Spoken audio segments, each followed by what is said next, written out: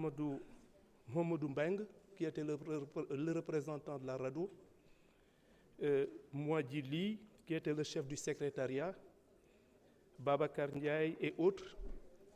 Et je suis d'autant plus fondé à les remercier que durant toutes ces années, si ce comité a pu donc fonctionner, c'est grâce aux cotisations de ces personnes que je viens de citer, parce qu'il n'y avait absolument aucun budget. Qu'aujourd'hui, qu'on puisse donc, et à l'époque, comme on l'a dit, le Sénégal était coté au statut A jusqu'en 2012.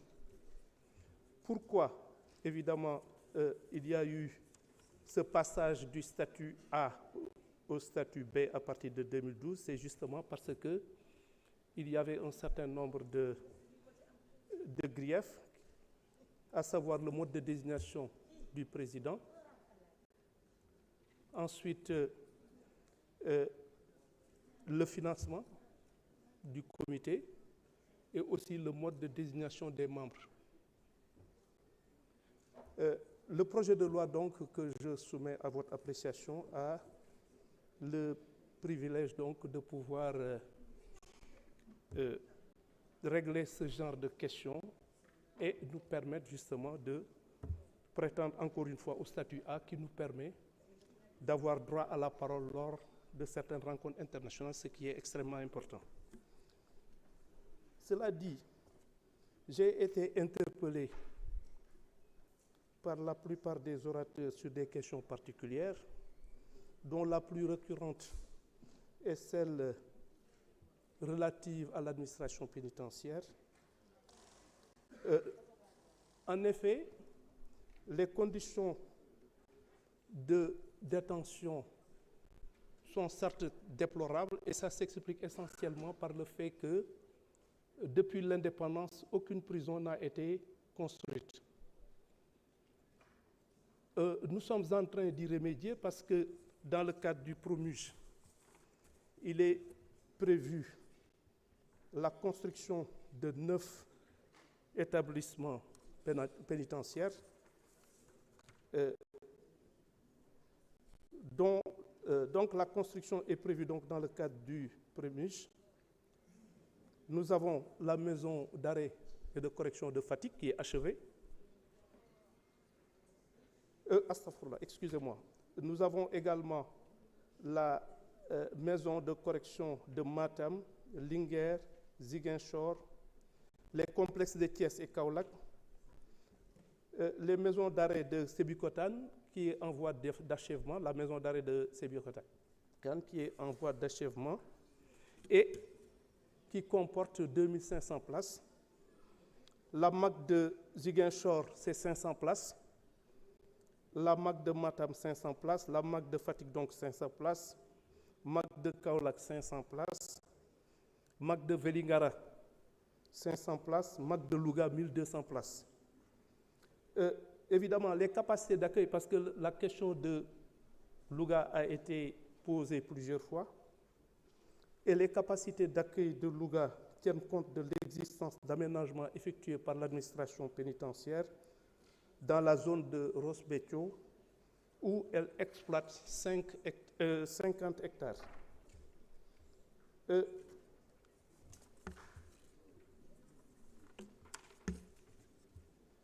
Madame la députée Amy Mbeng a posé la question de la prime journalière du détenu.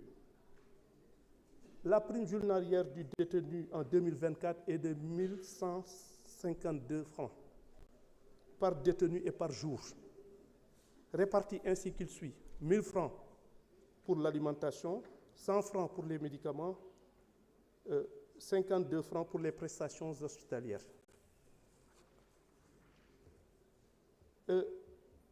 On a également, tout à l'heure, on nous a posé la question de la délocalisation de la prison de Louga. Donc, cette prison, effectivement, a été construite et peut-être les préoccupations qui ont été exprimées tout à l'heure avec la proximité du marché seront réglées assez rapidement. L'honorable député Guy Marius Sagna a posé le problème du projet de loi portant statut des agents de l'administration pénitentiaire. Je peux lui rétorquer que ce projet a fait l'objet d'un examen en cellule juridique et sera transmis au comité technique du secrétariat général du gouvernement relativement aux primes affectées aux agents pénitentiaires en 2022. Le montant de 120 000 francs a été généralisé, mais pour ce qui est des différentiels de 20 000 francs en 2022, le problème a été soumis à la direction des finances et du budget pour règlement définitif. Le député Mamadou Niang a posé la question des fouilles intégrales des détenus qui viennent d'arriver en prison, en s'interrogeant sur la légalité d'une telle pratique. La fouille intégrale, effectivement, est une pratique légale qui est prévue à l'article 135 du décret 2001-362 du 4 mai 2001. Donc ce n'est pas une pratique arbitraire qui ne repose sur aucune base légale. Il est vrai que c'est une mesure de sécurité visant à assurer donc la sécurité des détenus et également des agents pénitentiaires. Il est vrai que, comme j'ai déjà eu à le dire, en dépit de sa légalité, et pour être véritablement conforme aux principes que nous défendons, il va falloir effectivement que cette fouille corporelle puisse se faire dans les limites de la préservation de la dignité humaine. Mais encore une fois, c'est une pratique légale qui est prévue donc par un texte et qui donc doit être tout simplement exécutée en tenant compte de ces principes que je viens d'évoquer. Il est vrai qu'il y a un projet d'acquisition de portiques de détection, parce que si on fait une fouille, c'est juste pour éviter ce que j'ai dit tout à l'heure, et les portiques de détection pourraient peut-être nous permettre d'éviter une fouille qui pourrait être ressentie comme humiliante. L'honorable député Babacar Biné Camara a posé le problème de la prise en charge des fonctionnaires des antennes régionales. Comme vous le savez, les antennes régionales font partie intégrante de la commission nationale des droits de l'homme. Et de ce point de vue, c'est dans le cadre du budget, effectivement, que ces antennes régionales sont prises, que le budget de fonctionnement de ces antennes régionales est pris en compte.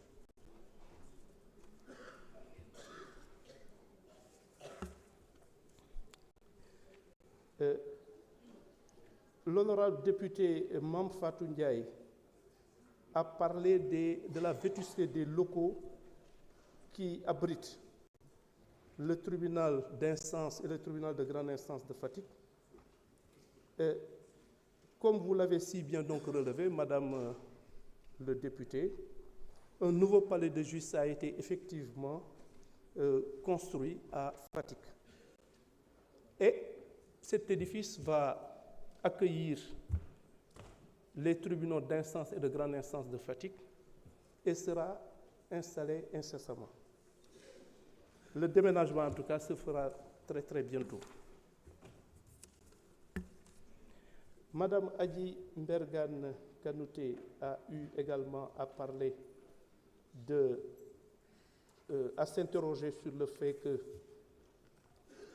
des personnes qui font de la politique, comme on le reprochait au prédécesseur de Madame la Présidente, comme j'ai eu à le lui rétorquer lors des travaux en commission, ce n'est pas parce qu'on est évidemment qu'on fait de la politique ou qu'on est dans le champ politique, qu'on est une autorité politique, que justement on doit être écarté de certaines fonctions.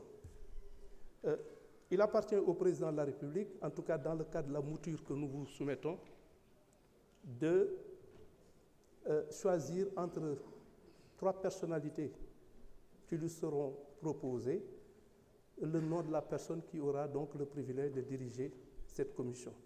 Et encore une fois, l'accord de Paris ne veut absolument pas dire qu'une autorité, une personnalité politique ne doit pas diriger cette commission. Et je l'ai déjà dit, tout ce qui n'est pas interdit est permis.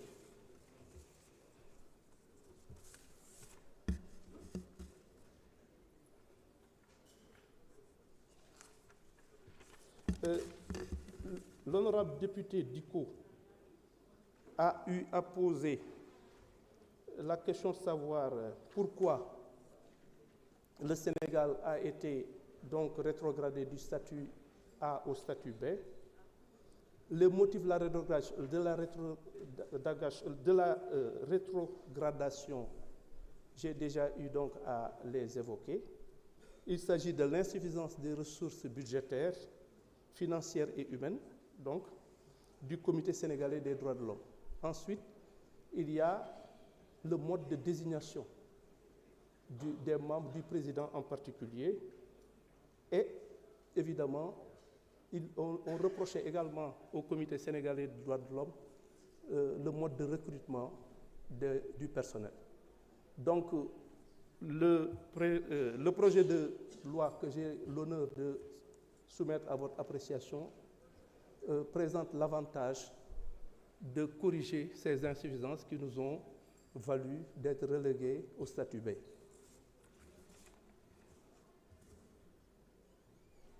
Bon, on a également Madame Awa Diène et le député, l'honorable député Moussa Diakhaté, le président Diakhaté, ont eu donc à poser la question de savoir ce que l'État prévoit pour les migrants de retour d'Allemagne. La prise en charge des migrants de retour est une attribution du comité interministériel de lutte contre la migration clandestine. Elle est aussi une attribution du ministre chargé de l'intégration africaine et des affaires étrangères. Je me ferai en tout cas un devoir de lui soumettre vos préoccupations. Pour le cas de Mme Bayang Diop, le gouvernement du Sénégal, Monsieur le Président de la République en particulier, va poursuivre l'assistance consulaire en vue de la faire libérer. Mais encore une fois, elle a été condamnée à la peine capitale. Et pour envisager son retour, pour envisager évidemment qu'elle puisse poursuivre ou en tout cas continuer à purger sa peine au Sénégal, il va falloir commuer la peine de mort qui lui a été infligée en détention perpétuelle, en détention à vie. Donc nous y travaillons et nous ne désespérons pas de trouver une solution rapide à cette question.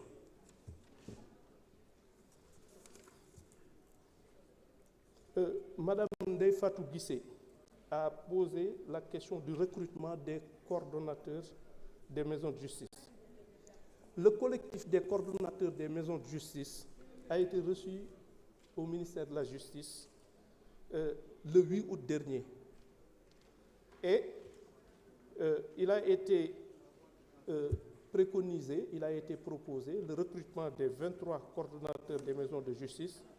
Et d'ailleurs, ça correspond à l'une des recommandations des assises de la justice.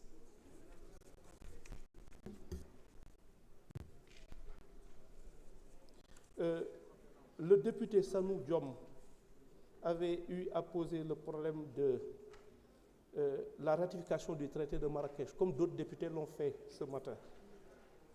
L'enclenchement du processus de ratification des accords des accords et traités relève de la compétence, évidemment, du ministère de l'intégration, du ministre de l'intégration africaine et des affaires étrangères. Encore une fois, le message lui sera transmis. Bon. D'une façon générale, c'est ce que j'avais à dire. Avant de clore mon propos, vous me permettrez de m'incliner à l'instar des députés qui m'ont précédé, respectueusement, et de prier pour la mémoire de nos compatriotes qui ont perdu la vie dans un accident extrêmement meurtrier. C'est le lieu pour nous peut-être d'inviter les uns et les autres à plus de prudence et peut-être à corriger les erreurs qui favorisent ce phénomène inquiétant et récurrent.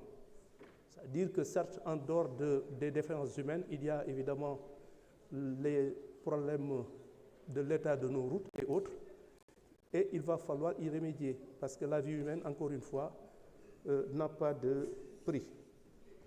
Encore une fois, je pense qu'il nous appartient à nous tous de prendre notre part de responsabilité, chacun en ce qui le concerne, car encore une fois, pour mettre fin à un phénomène, il faut commencer par mettre fin aux causes qui l'engendrent. Je vous remercie de votre aimable attention.